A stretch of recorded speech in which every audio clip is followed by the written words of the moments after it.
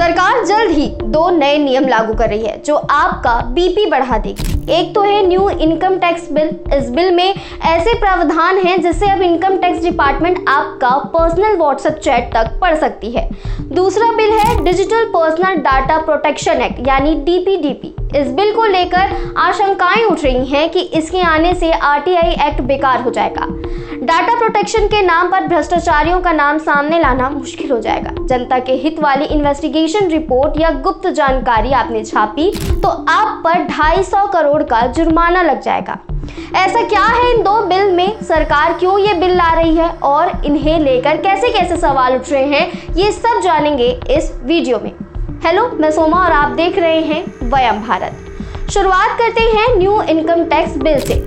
Bill के नियम 1 अप्रैल 2026 से लागू होने वाले हैं और जैसे ही ये लागू होंगे इनकम टैक्स ऑफिसर्स बिना किसी वारंट या आपको नोटिस दिए आपके पर्सनल डेटा पर एक्सेस कर पाएंगे। आपकी चैट से लेकर लोकेशन तक ट्रेस कर पाएंगे। इस बिल को लेकर कई तरह के सवाल उठ रहे हैं। पहले जानते हैं सरकार का पक्ष। 25 मार्च 2025 को वित्त मंत्री निर्मला सीतारमण ने लोकसभा में बताया कि व्हाट्सएप चैट और इंस्टाग्राम अकाउंट को डिकोड कर सरकार ने 250 करोड़ की संपत्ति जब्त की है। सरकार का कहना है कि गैर कानूनी लेन देन के कई मामले सामने आते हैं लेकिन सबूत के बावजूद कोई कार्रवाई नहीं हो पाती। ऐसा क्यों? दरअसल जो भी इनकम टैक्स की रेड होती है उसके लिए अधिकारी आईटी एक्ट का सहारा लेते हैं। इनकम टैक्स एक्ट 1961 की धारा 132 टैक्स अधिकारियों को किसी के bank account, physical document check करने का अधिकार देती है। जमीन के कागजात, कमाई के रिकॉर्ड, ये सब भी इसमें शामिल है। लेकिन यहाँ सरकार को एक दिक्कत है। वित्त मंत्री निर्मला सीतारमण का कहना है कि इनकम टैक्स की रेड के तहत किसी व्यक्ति का पासवर्ड या पर्सनल इंफॉर्मेशन मांगते हैं तो वो कोर्ट पहुंच जाते हैं। उनका कहना रहता है कि मैंने सारी इंफॉर्मेशन दे दी है तो मेरे डिजिटल एक्सेस सरकार क्यों मांग रही है, जबकि सरकार के पास कोई कानूनी अधिकार भी नहीं है। आईटी एक्ट 1961 में कंप्यूटर या इलेक्ट्रॉनिक टूल्स का जिक्र नहीं है। सरकार के अनुसार ये नया बिल ऐसी स्थिति से निपटने के लिए लाया गया है। ये तो रहा सरकार का पक्ष। अब बात करते हैं आपत्तियों की। कई लोग इसे निजता के हनन के रूप में देख रहे हैं। लोग इसे डिजिटल सर्विलेंस के रूप में देख रहे हैं। साथ ही इसे राइट टू इंफॉर्मेशन एक्ट का हनन माना जा रहा है। अब बात करते हैं दूसरे एक्ट की, यानी digital personal data protection act, short में डीपीडीपी एक्ट। डीपीडीपी एक्ट की आपत्तियों को जानने से पहले आप ये जानिए ये एक्ट बनाया क्यों गया है, ये समझते हैं।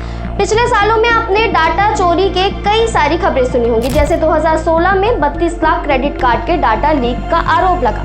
2018 में 13 करोड़ आधार कार्ड के डाटा लीक का आरोप लगा। 2019 में 10 करोड़ जस्ट डायल यूजर्स का डाटा लीक हुआ। वहीं 2020 में अनअकैडमी और बिग बास्केट का डाटा लीक हुआ। ऐसे दर्जनों मामले हमारे सामने आते रहते हैं जिसमें लोगों का पर्सनल डेटा लीक होता है। इससे बचने के लिए खासकर यूरोपियन देशों में डाटा प्रोटेक्शन एक्ट लागू किया है और भारत सरकार ने भी एक ऐसा कानून बनाने की कोशिश की जिसे डीपीडीपी एक्ट के नाम से जाना जा रहा है। इस कानून की कहानी शुरू हुई 2017 में जब 9 जजों की पीठ ने राइट टू प्राइवेसी को मौलिक अधिकार माना। तब से सरकार ने नए कानून का मसौदा तैयार करना चालू कर दिया था जिससे आम जनता की प्राइवेसी की सुरक्षा की जा सके। 3 अगस्त को इस बिल को लोकसभा में पेश किया गया और उसी बीच मणिपुर पर हिंसा को लेकर सदन में हंगामे के बीच यह बिल पास हो गया। 7 अगस्त को लोकसभा से और 9 अगस्त को राज्यसभा से। 3 जनवरी 2025 को सरकार ने इसके ड्राफ्ट को भी पेश कर दिया। अब इसे लागू करने की तैयारी है।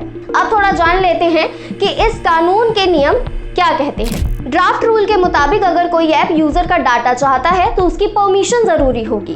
टर्म्स एंड कंडीशंस वाले पेज सिर्फ इंग्लिश में नहीं होंगे, ये 22 भारतीय भाषाओं में होंगे ताकि हर कोई इसे पढ़ सके।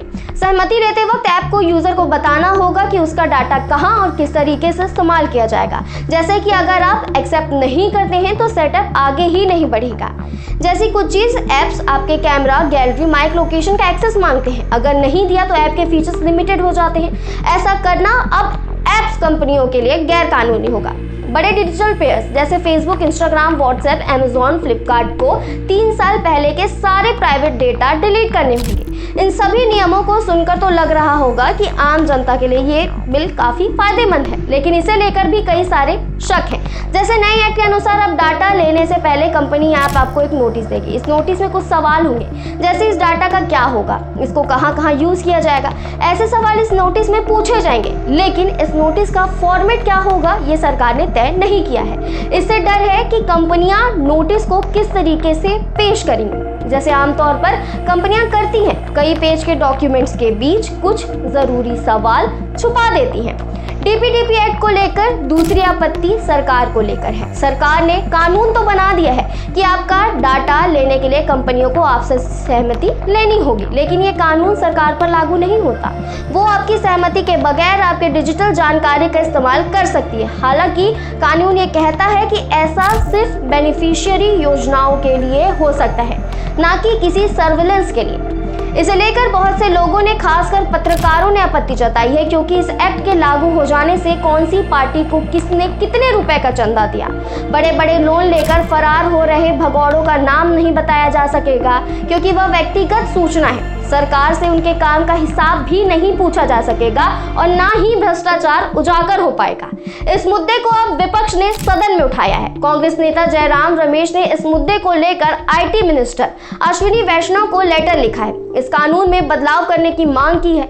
इन दोनों कानूनों को लेकर आपकी क्या राय है? क्या इनकम टैक्स डिपार्टमेंट को आपके प्राइवेट डेटा एक्सेस करने का अधिकार मिलना चाहिए या नहीं? हमें कमेंट पर जरूर बताइए और ऐसे ही लेटेस्ट वीडियोस के लिए वयम भारत को सब्सक्राइब करें।